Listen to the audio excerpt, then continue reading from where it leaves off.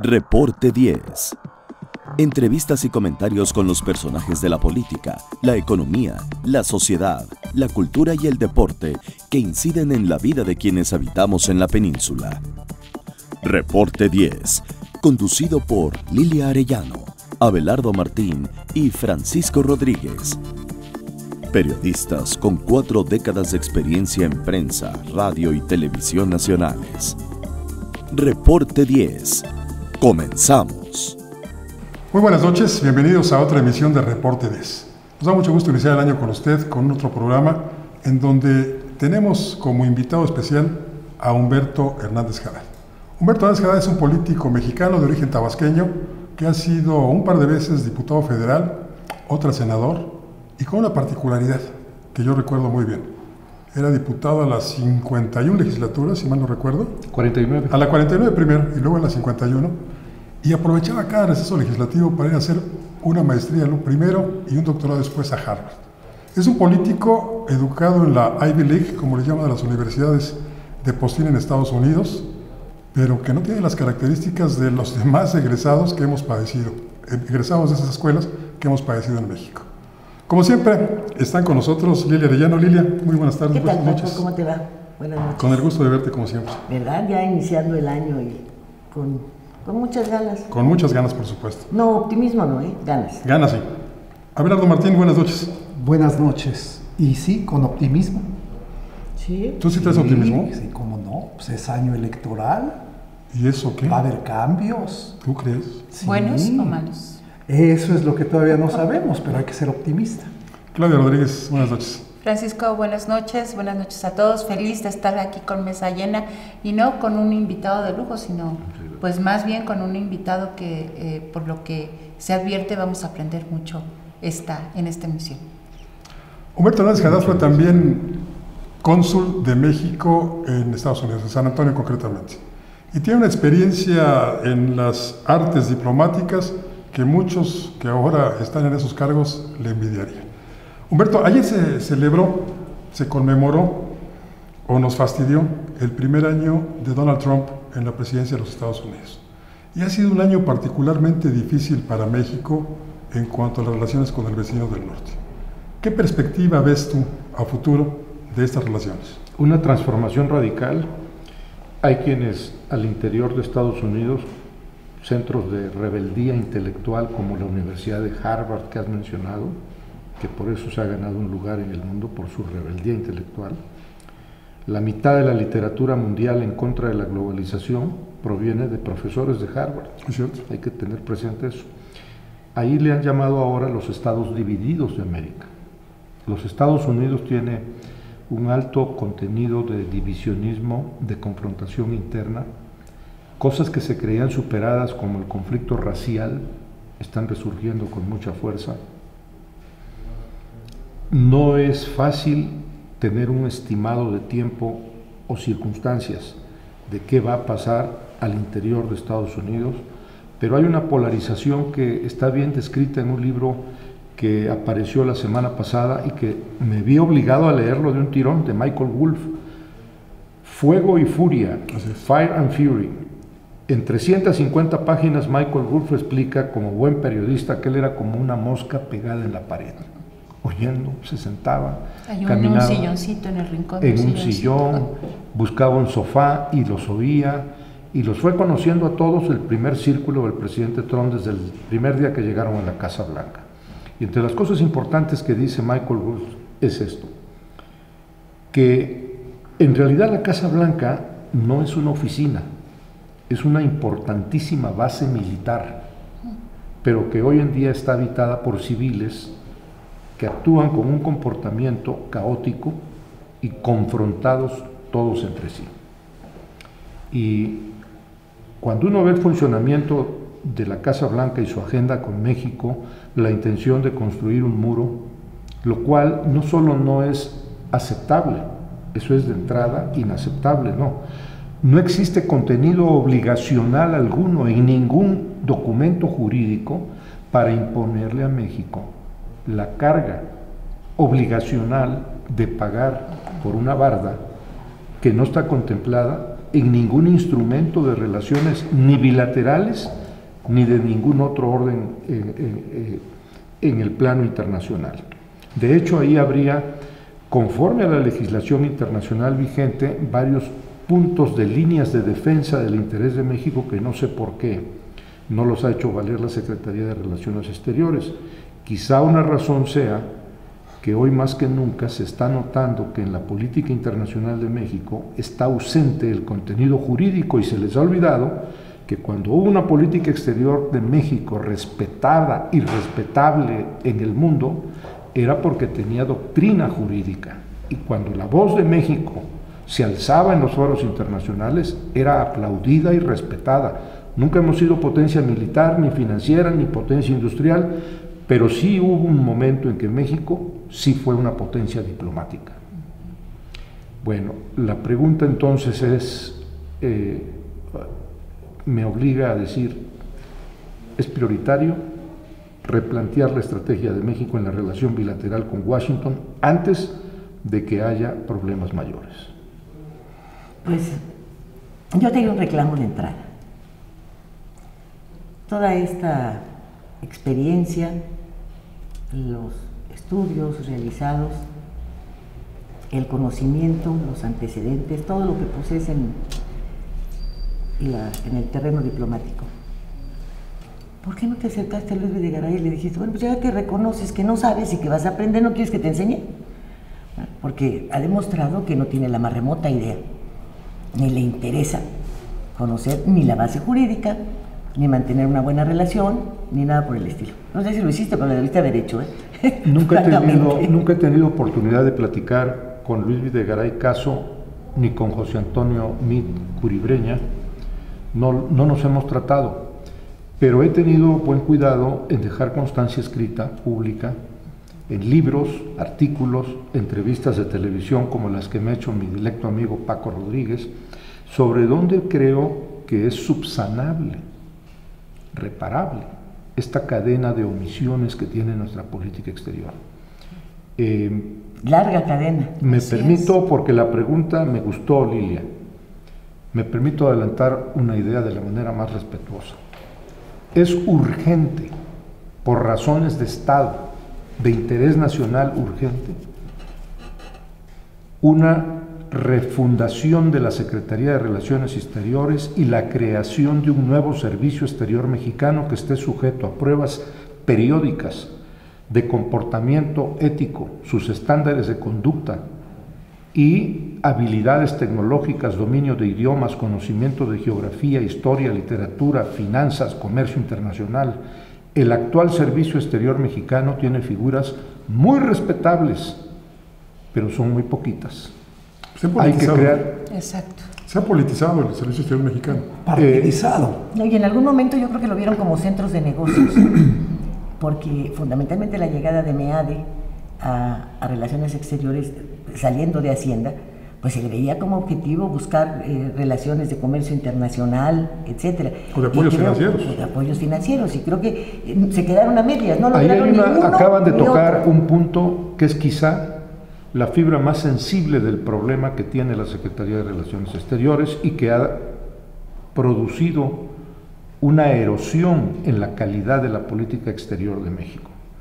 El control que la Secretaría de Hacienda indebidamente ha construido sobre la diplomacia mexicana, convirtiendo a la Secretaría de Relaciones Exteriores en una oficialía de partes de una tecnocracia hacendaria que por su conocimiento de la contratación de deuda externa, la relación con los bancos acreedores de México en el exterior, cada vez que necesitan tener a Relaciones Exteriores en la titularidad de la Secretaría o las embajadas estratégicas como Washington y Londres, la toman como parte del ajedrez de la Secretaría de Hacienda.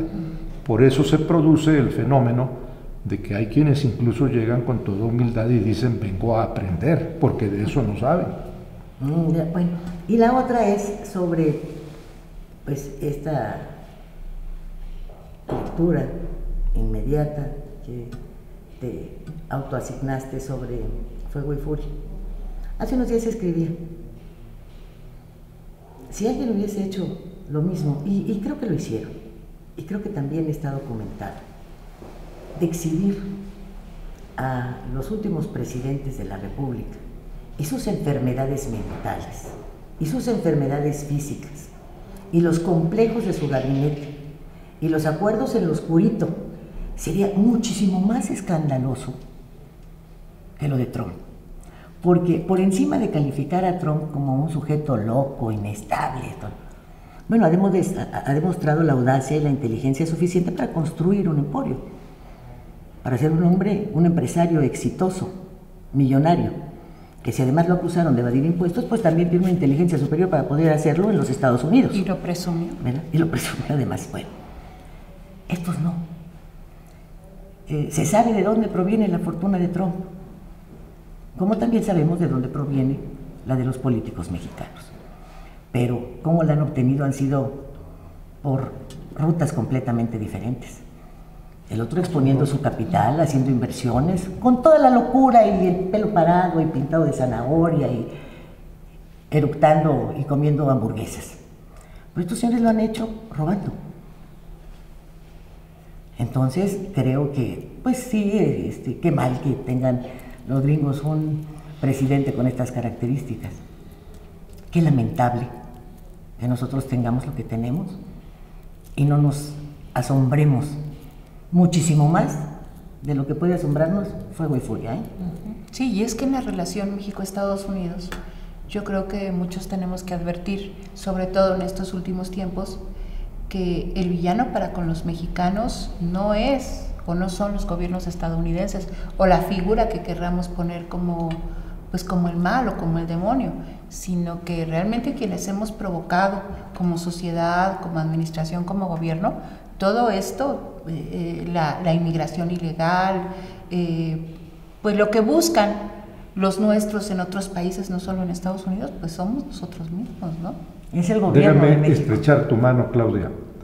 Eso, aunque nos duela, lo que está pasando en nuestro país no está fabricado por enemigos extranjeros. Aquí los causantes de esto viven en México, son mexicanos, usan pasaporte mexicano, tienen cuentas bancarias mexicanas en el extranjero y tendrán que responder en algún momento con un saldo de responsabilidades sociales, políticas, económicas que hicieron con el país. Es una respuesta fundamental. ¿Qué pasó aquí? Vamos a hacer una pequeña pausa, si nos permiten. Humberto, compañeros, enseguida volvemos. En un momento regresamos a Reporte 10.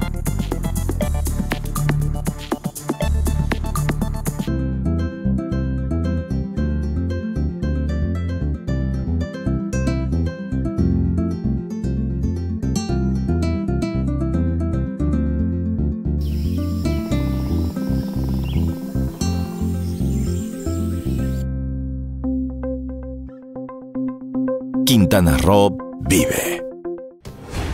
Las cosas que queremos, los proyectos que empiezan, las ilusiones concretadas, necesitan una asesoría legal y una base concreta. Notaría 64. Respaldamos tus actos legalmente.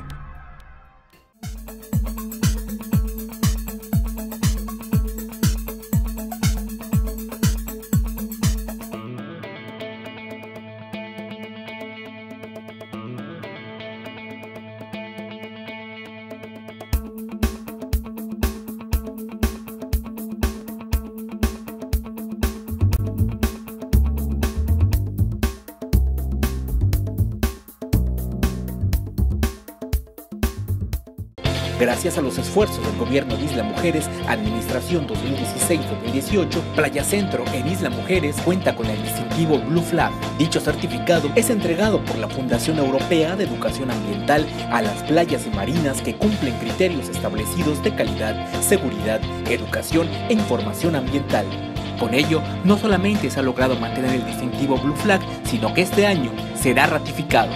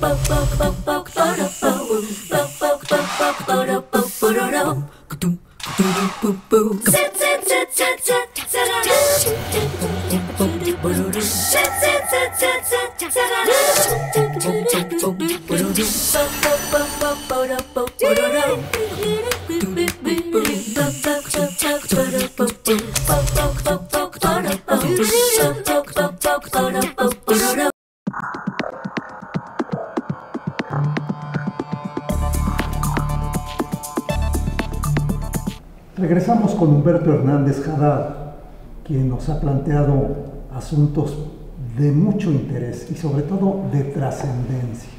A mí me llamó la atención, Humberto, tu referencia a la ausencia de legalidad, a cómo la ley ha ido perdiendo pues su objetivo, que es el cuidar que la sociedad funcione adecuadamente. Y efectivamente la economía tomó el lugar de la ley y ahora confundimos y pensamos que las sociedades se mueven a partir de la economía y no de las leyes. Para mí, lo que planteabas de la división en los Estados Unidos es reflejo del desprestigio de la política y de los políticos. Y pues recuerdo la etapa posterior a la Primera Guerra Mundial, en donde pudo llegar al poder en Alemania un personaje como Hitler. Y ahora en los Estados Unidos llega un personaje como Donald Trump, ¿sí? Puede ser reconocido por cómo hizo su fortuna, ¿sí? Casi siempre sabemos que las fortunas se hacen a partir de la injusticia o del abuso o de la compra. En el caso de México ya lo planteábamos aquí. El tema es gobernabilidad al final de cuentas. ¿Tú cómo lo ves? Y sobre todo en esta etapa previa electoral mexicana, ¿qué esperamos para este año? Vamos a apoyarnos para encontrar una respuesta exacta a una pregunta tan amplia como la que haces, Abelardo. Primero, ¿en qué cifra le puso Agustín Carstens en sus últimos días como gobernador del Banco de México a la ruptura del Estado de Derecho que se vive en México? Dijo que cuesta 7% del Producto Nacional Bruto y soltó una frase concluyente: si México no resuelve la fractura de legalidad que hoy se vive, no es posible aspirar al crecimiento económico de México. Ese fue Agustín Carstens y se marchó a Ginebra. Tardó en darse cuenta que se estaba erosionando el Estado de Derecho, pero lo dijo. Nada más que la cifra no es correcta. El Banco Interamericano de Desarrollo acaba de publicar a finales del año pasado que cuesta 11% del PIB mexicano. Solo nos gana Brasil, que tiene una pérdida del 13% en América Latina. El segundo lugar latinoamericano es México, que pierde anualmente, según el BID, 11%. Pero hay un estudio del Instituto de Economía y Paz que nos sitúa en el alarmante 13.5% nos cuesta tener una ruptura generalizada de la legalidad que no puede ser compatible con la aspiración del trabajador, la familia, sus ahorros, la pequeña y mediana empresa, que van todos los días tratando de encontrar un ambiente propicio a que su trabajo les permita progresar y a no ser asaltados, extorsionados, secuestrados o asesinados. La ola de violencia que recorre el país, si nos vamos a los estudios de la premio Nobel Hannah Arendt, su famoso estudio sobre la violencia, nos dice: la violencia es un problema de salud pública y puede volverse epidémica. El problema de la violencia social, la criminalidad, que hoy prevalece en casi todo el territorio nacional, requiere de un estudio multidisciplinario que incluye la medicina para entender cómo se originó esta dinámica de violencia, en donde estamos en un saldo estadístico que, por una mala clasificación de lo que es una guerra, no le quieren llamar guerra. Según las Naciones Unidas, cuando hay más de 1000 muertos en un año, ha empezado una guerra. Pues entonces habrá que pedirle a la comunidad diplomática, a los expertos de Naciones Unidas, que revisen ¿Cómo van a clasificar un conflicto interno, que es lo que quieren llamarle, no guerra, sino un conflicto interno agravado, en donde participan civiles, fuerzas militares, estructuras policiales rebasadas, por eso han tenido que acudir a las Fuerzas Armadas? Estamos en la necesidad de recuperar el Estado de Derecho. Yo publiqué hace unos meses con Penguin Random House un libro titulado El Eslabón Perdido. El eslabón perdido es el Estado de Derecho que acabas de mencionar, Abelardo. En la cadena de transmisión de las instituciones, si tú le quitas el eslabón de la ley a la cadena, no solamente ya no avanza el país, se corre el riesgo de que retroceda, de que el jalón sea en reversa, que es el riesgo que hoy estamos corriendo en México, que lo que ya habíamos alcanzado, nada más en términos de institucionalidad, ustedes que son expertos han visto el México de la institucionalidad robusta, cómo eso se está diluyendo. Eso es una pérdida patrimonial incalculable. Oye, Humberto, si tú tuvieras un vecino, pues como México, ¿no levantarías un muro? ¿No harías crecer tu barda? Le he escuchado a varios amigos que hay que hacer una colecta para, en defensa nacional, mejor adelantarnos y hacer el muro. Exacto. Pero hay un problema. Además de que el muro es una medida antieconómica, impopular, antipolítica, antiecológica, sienta un grave precedente. El nativismo, el neoaislacionismo y neoproteccionismo, que son las tres fuerzas que en este momento están prevaleciendo en la agenda del Ejecutivo en Washington, van a terminar pronto con signos de fatiga porque no pueden ir contra una corriente que la propia economía y demografía mundial han impuesto. Los países necesitan orden, Estado de Derecho en sus fronteras, pero no bardas. Robert Pastor, yerno de McNamara, venía muy seguido a México y él hizo un libro donde comienza diciendo Robert Pastor, experto en asuntos mexicanos, muy allegado al presidente James Carter, que lo que más le llamó la atención es que en México la gente, mientras más recursos económicos tiene, más altas construyen sus bardas, ¿cierto?, y más se aíslan del exterior. No va a ser posible que la agenda económica internacional incluya la construcción de bardas y muros, ni de las políticas aislacionistas, y el propio neoproteccionismo comercial terminará después de pasar por una crisis. No descarto la posibilidad, yo lo tengo eso ya calculado, que incluso después de que anuncien el retiro del Telecán, anuncien el retiro en Ginebra de la Organización Mundial de Comercio, como ya anunciaron hace unos meses el retiro de la UNESCO en París, lo cual para la comunidad científica, el periodismo, la prensa, el cine, toda la actividad de ciencia y cultura, es un golpe muy duro. Así es. Es un retroceso. En estos momentos el principal deudor de cuotas en la ONU es Estados Unidos, a pesar de ser la sede de las Naciones Unidas. Pero todo esto va a permitir una revisión de si tiene cabida en pleno siglo XXI el neoproteccionismo comercial y el aislacionismo de los países. Es contra toda lógica.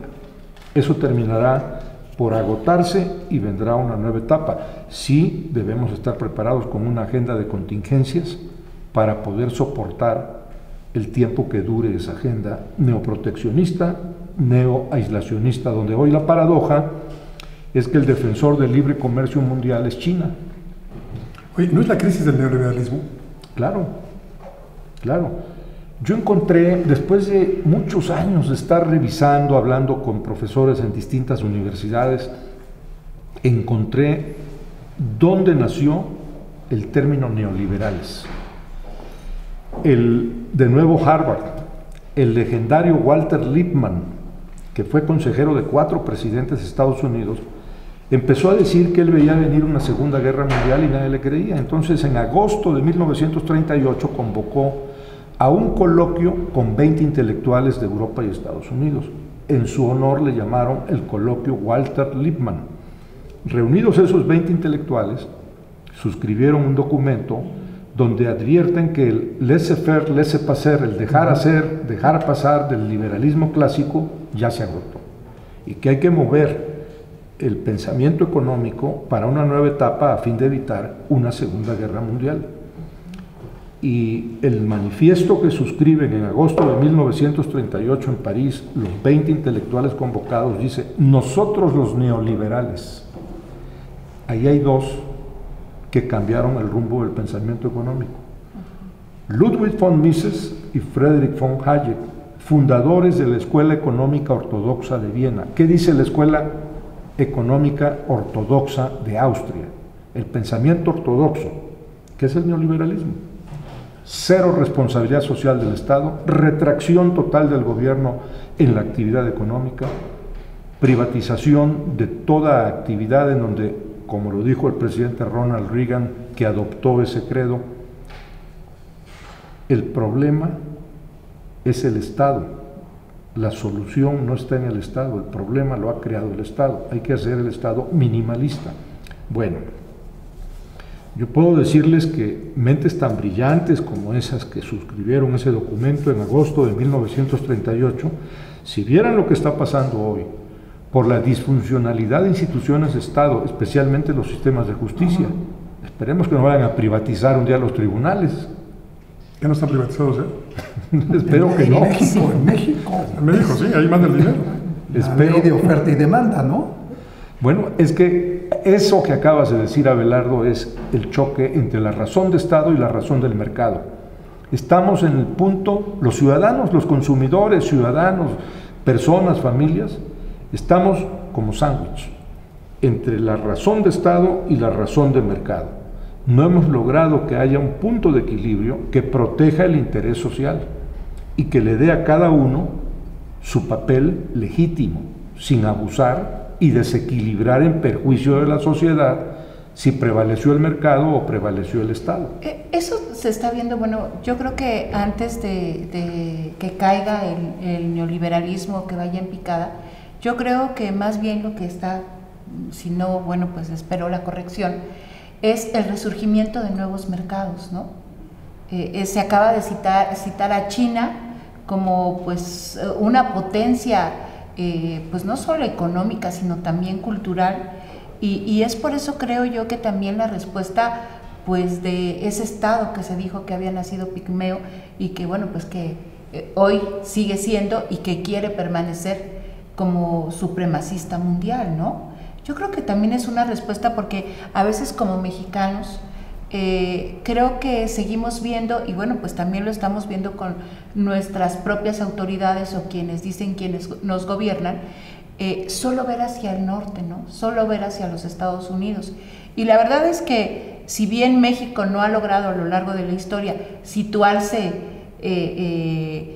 pues como un país visible, ¿no? Ahora creo que últimamente sí, por asuntos de corrupción y de violencia, pero en el concierto mundial, pues creo que sí hay este asunto a nivel internacional de un nuevo resurgimiento de mercados, y bueno, pues nos falta creo que esa visión, ¿no? Me hiciste pensar, Claudia, en un discurso que pronunció recientemente el doctor Henry Kissinger en Oslo, Noruega, donde se entrega el Premio Nobel de la Paz.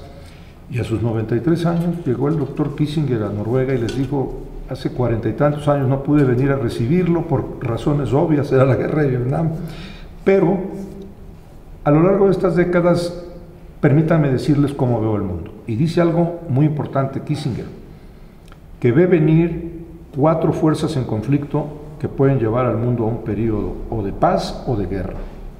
No descarta la posibilidad de una nueva guerra. Esos 4 factores son Estados Unidos con su propuesta de democracia y derechos humanos por delante, la Unión Europea, de la cual advierte el doctor Kissinger, forma parte inherente Rusia.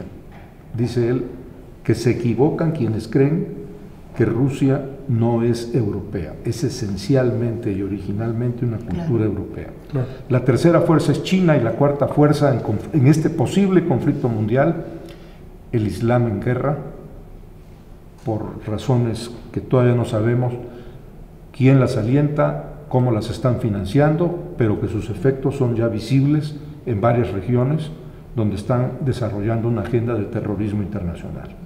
Ahí México podría, por cierto, el capital humano de México es increíble, yo me quedo asombrado de ver la cantidad de mexicanos con altísimo nivel científico, calificación intelectual, que están desaprovechados o están esperando que el país los exporte a buscar oportunidades en otros países. Pero en materia de usar el capital humano que México tiene para desarrollar una nueva doctrina penal que construya los tipos penales que sancionen el terrorismo en todas sus vertientes, eso es urgente. Porque si no nos hemos dado cuenta, estamos en el cruce de todos los caminos, somos país bioceánico, tenemos la frontera con Belice, que es Reino Unido, con Guatemala, y la frontera con Estados Unidos, que son más de 3.000 kilómetros de frontera, que aún con todo y la pretensión de construir una barda, no resuelve la eventualidad de una amenaza terrorista. Decían bien, no será avanzar en la construcción de la barda, porque la iniciaron hace tiempo. Así es, es cierto. Dice bien, ha sido direccionador esta plática, pero vamos a tener que hacer una pequeña pausa, enseguida volvemos. En un momento regresamos a Reporte 10.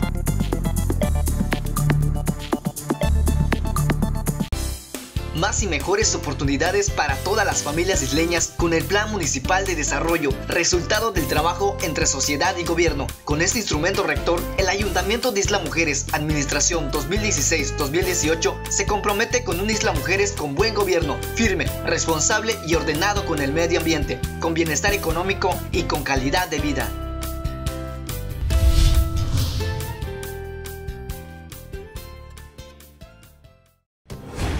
Las cosas que queremos, los proyectos que empiezan, las ilusiones concretadas, necesitan una asesoría legal y una base concreta.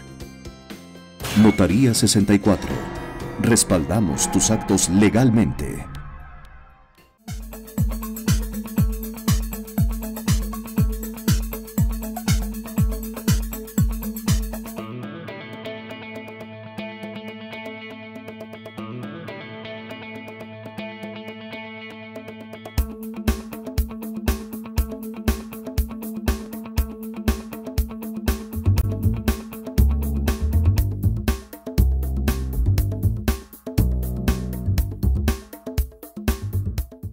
Gracias a los esfuerzos del Gobierno de Isla Mujeres, Administración 2016-2018, Playa Centro en Isla Mujeres cuenta con el distintivo Blue Flag. Dicho certificado es entregado por la Fundación Europea de Educación Ambiental a las playas y marinas que cumplen criterios establecidos de calidad, seguridad, educación e información ambiental. Con ello, no solamente se ha logrado mantener el distintivo Blue Flag, sino que este año será ratificado.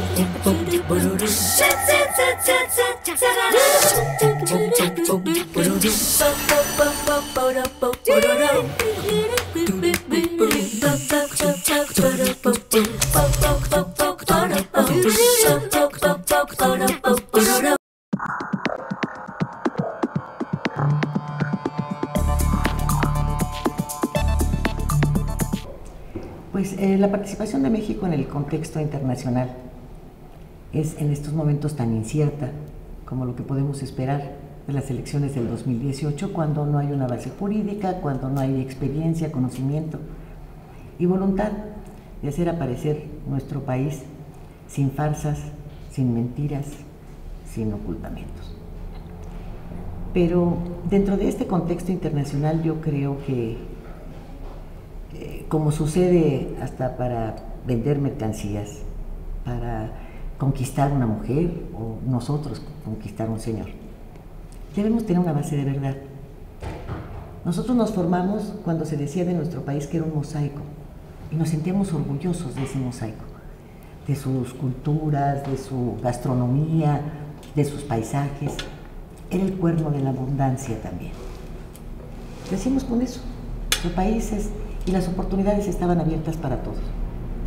Sin embargo, creo que el desconocimiento, tanto de lo que debemos presentar y el papel que jugamos en el exterior, como el desconocimiento de nuestro propio país, pues ha llevado a estos excompañeros tuyos de Harvard a cometer la serie de pifias, de errores, de tropiezos, de abusos, de violaciones, de rompimiento con la ley que estamos padeciendo y que, bueno, ¿tú crees que se van a ver reflejadas en el 2018? Es una excelente pregunta, porque me llama mucho la atención que no hemos escuchado ninguna propuesta concreta con esa visión del futuro del país en ninguno de los que hoy en día aspiran a ser presidentes de la República. Estás tocando un tema con el que ganaría de inmediato la atención de todo el electorado quien haga una propuesta. Se han oído algunas ideas desilvanadas, pero ya es tiempo de que los ciudadanos lo merecemos, tengamos una propuesta concreta de cada plataforma de los candidatos. Esperemos que pronto ya podamos sentarnos y hablar de exactamente qué opciones tenemos antes de ir a emitir el voto. Pero me ha de, por ejemplo, conocer el país. ¿Realmente lo conoce? Si ha pasado toda su vida detrás de un escritorio. ¿Ricardo Anaya lo conoce? Tampoco. O sea, ha ido a las giras siempre a bordo de aviones, helicópteros, en las camionetas de sus compañeros de partido, a lo mejor haciendo el trabajo de un secretario particular, pero adentrarse a comunicarse con la sociedad. Oye, a lo mejor conoce mejor Atlanta que México. Tal vez. En fin, si Margarita conoce el país, no, ella ha ido a vacacionar. Tiene su isla en Cozumel, entonces no han puesto ningún empeño en saber en dónde realmente hay que producir aguacates, a lo mejor no nada más en Michoacán, en donde resulta que descubren que durante décadas han explotado la vaquita marina, que se vende carísima, y nunca fueron capaces de llevar ahí otro esquema de desarrollo comercial. Pero Brad Pitt los convenció. Sí, y entonces resultaron con la fórmula de vamos a apoyar esta comunidad para que tenga ingresos. DiCaprio. DiCaprio. Ese. Fue Leonardo DiCaprio. Ellos lo conocen. Pueden hacer un planteamiento de lo que desconocen. Perdón, yo creo que no hemos visto seriedad precisamente en los personajes que nos han gobernado. Se escuchaba hace unos días que el candidato del PRI, no sé si panista, si priista, si ciudadano, pero bueno, foxista sí, porque ya ves que fue el primero que le dio su abrazo. Pues dice que sin militancia política, y yo me pregunto cómo alguien sin militancia política, de la política, puede conducir la política. Porque yo creo que aún como ciudadanos tienes que tener una responsabilidad política muy fuerte, ¿no? No, y además el lema de mi facultad, el hombre es un animal político, como decía Aristóteles. Bueno, esto se queda un animal. Este se queda un animal, nada más, no tiene militancia política. Y hay quienes dicen que estamos viviendo tiempos de la política del miedo por parte de quienes le tienen miedo a la política. Claro. Pues ya ves este último discurso del señor van a cambiar ahora algunas dudas que tienen y tal, que dice Peña Nieto, ¿no? Ahora por un miedo y por un... Pero el miedo lo tenemos ahorita. El miedo lo tenemos ahorita, está vigente. Tienes miedo de perder el empleo. Tienes miedo de que no te entreguen tus pensiones. Tienes miedo de que tus hijos no regresen de la escuela. Tienes miedo del futuro, de todo. Oye, y lo que ellos tratan de inyectar Y de como que te miedo, vayan a salir unas se te vayan a poner rojos los ojos. chinguillas. y lo que ellos tratan de inyectar como miedo mueve a risa, porque dice, por ejemplo, este golpeador Ochoa Reza, que si ganara la opción de enfrente, el país sufriría una devaluación del dólar del 10%. Llegamos al 60% de devaluación con Peña Nieto, entonces hay que reírnos. Ojalá llegue la opción de enfrente, porque nada más se va a devaluar 10%, no 60% como en esta ocasión.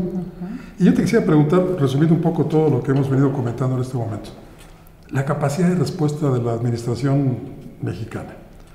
Y ahí incluiría también la capacidad de respuesta, lo que tú mencionabas, de los partidos políticos y sus plataformas. Yo creo que estamos viendo que son de acción muy retardada. Por ejemplo, criticamos mucho y nos burlamos del señor Trump, pero en este momento su política fiscal le ha resultado todo un éxito.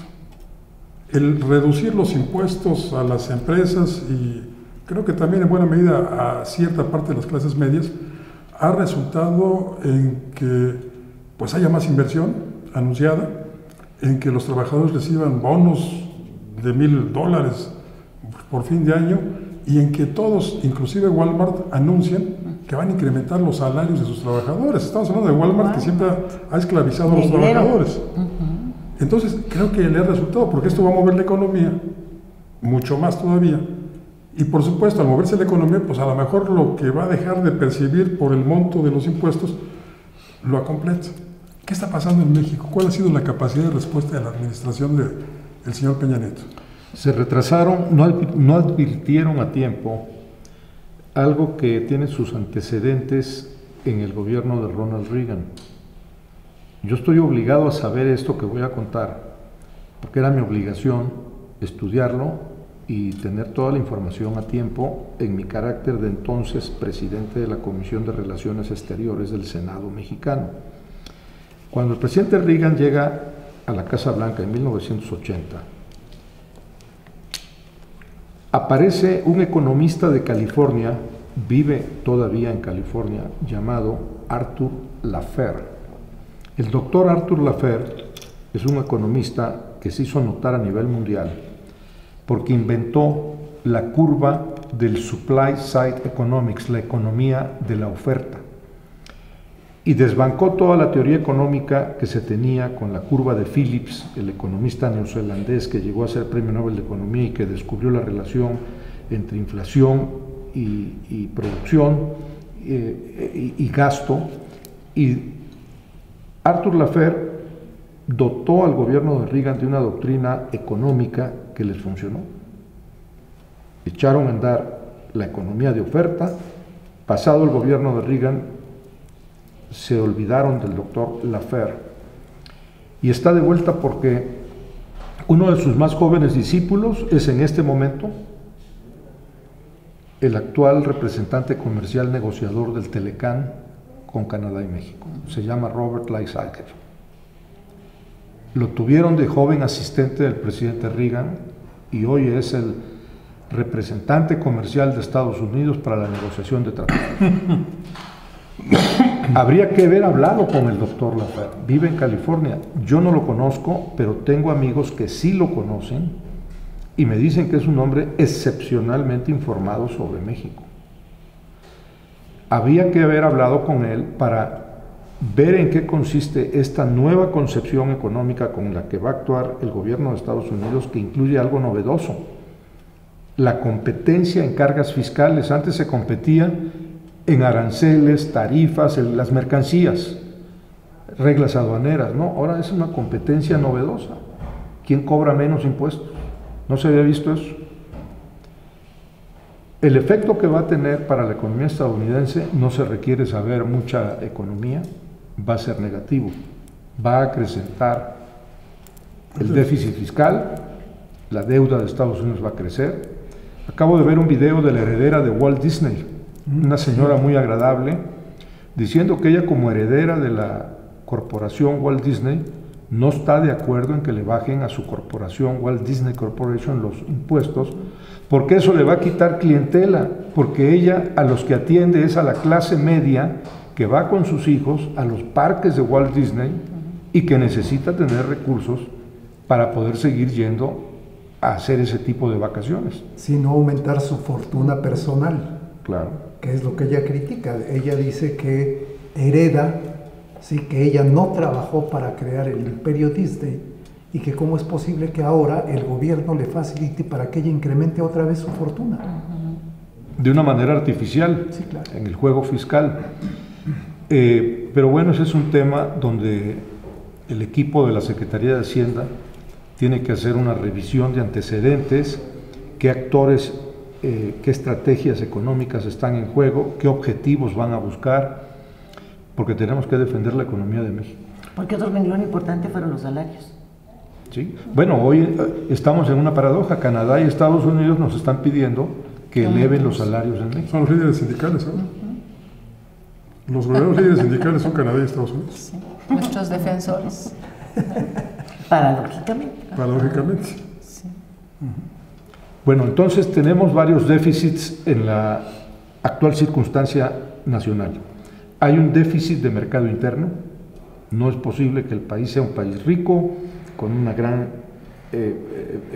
estructura demográfica que permite un consumo asegurado de todas las necesidades que tiene el país. En la ecuación recursos-necesidades, México tiene todo para triunfar, ser un país con un alto nivel de vida. ¿Por qué tenemos un déficit de mercado interno, un déficit salarial? Buena pregunta. Habrá que preguntarle esto a quienes están tomando las decisiones. Pues es que, perdón, es como el chiste, ¿no? Pareciera que nos dieron todo y aquí se planteó que hay personas con conocimiento, experiencia, capacidad, pero pues estamos secuestrados por un grupo político. Creo que el chiste ahora va que nos dieron todo, pero cuando un ángel le preguntó a Dios por qué le daba todo a México, le dijo, no te preocupes, les vamos a dar al PRI. Pues sí, así no era, Paco, pero bueno. No, pero así que es que ahora lo acomodó y no le falta razón. Lo que nos lleva a la lista de déficits: hay un déficit de seguridad pública en las calles del país, hay un déficit de seguridad social. El problema de las pensiones para un país que está envejeciendo lentamente, pero que cuando acelere el reloj demográfico descubra que en 30 años ya tenemos más población de la tercera edad que jóvenes, en ese momento las cuentas de la seguridad social no cuadran en este momento, no hay una reserva. Tenemos un déficit. Tendríamos que tener a Mikel Arreola ahí permanentemente, porque es el que dice que todo lo arregla hasta para el año 2024. Debió de haber seguido en el Seguro Social, ¿verdad? Sí, todo lo arregla. O en el High Alive. No, siempre o pierde. arriba de la motocicleta haciendo Siempre pierde. piruetas. Pero bueno, tú no puedes limpiar las finanzas como lo hicieron González Anaya y Mikel Arreola en el IMSS, quitando los servicios y las prestaciones, porque por eso dijeron, pues para que estemos en números negros hay que quitar lo que no sirva. A ver, ya no vamos a dar hemodiálisis, a ver, ya no vamos a dar este servicio de maternidad. Eso fue lo que hicieron y así consiguieron que el Seguro Social estuviera en números negros, quitando servicios a los asegurados. Tenemos que recuperar nuestras instituciones de seguridad social si queremos realmente entrar al camino del desarrollo. O, si no se logra, es el subdesarrollo crónico lo que prevalecerá. Y por supuesto hay un déficit de legalidad que ya Abelardo mencionó. El déficit de Estado de Derecho es un bloque, como lo dijo Agustín Carstens en su momento, que no permite que México ingrese al desarrollo. Es un obstáculo serio, hay que removerlo. Hay que hacer muchas cosas, Humberto, pero lástima que el déficit de institucionalidad. Y el déficit de tiempo, porque se nos agotó. Perfecto. Muchísimas gracias, Humberto, por tu presencia aquí. De verdad, como lo decíamos hace un momento, ha sido muy aleccionador lo que nos has platicado esta noche. Y creo que en ello coincidirán nuestros amigos del auditorio. Gracias, Lilia Arellano, por tu presencia. Al contrario, Paco, muchas gracias por la invitación. Gracias a ti por lo que hoy hemos aprendido de política exterior, de nombres que hay que consultar. Pero sobre todo creo que debiéramos darnos a la tarea de presentar los títulos de mexicanos que se han ocupado de denunciar, de prevenir, de hacer presentes pues muchas de las circunstancias que hoy estamos viviendo, pero como a las editoriales eso no les importa, entonces no hacen la publicidad de Fuego y Furia. Gracias, muchas gracias. Abelardo Martín, muchas gracias. Muchas gracias a Humberto por su sabiduría. Nos quedamos con muchos temas. Hasta Tabasco se nos quedó en medio, El tema electoral. Esa va a ser una película. De terror. Vamos a aplazar a Humberto para que nos acompañe en un mes, ¿te parece? Perfecto, con gran gusto. Muchas gracias. Claudia Rodríguez, gracias. Gracias a todos. Muy buenas noches. Y nuevamente gracias a Humberto Hernández Haddad, que es un brillante politólogo mexicano. Soy Francisco Rodríguez, le agradezco su atención y le invito a que nos reencontremos aquí la próxima semana. Mientras tanto, le deseo como siempre que haya buenas gracias y muchas noches. Ahora tiene usted a la mano más herramientas informativas para que emita su propia opinión. Comuníquese con nosotros, aporte sus comentarios y sugerencias a los correos y redes sociales que aparecen en su pantalla. Mientras, le invitamos a sintonizar Reporte 10 la próxima semana, a la misma hora, por esta señal que siempre va contigo.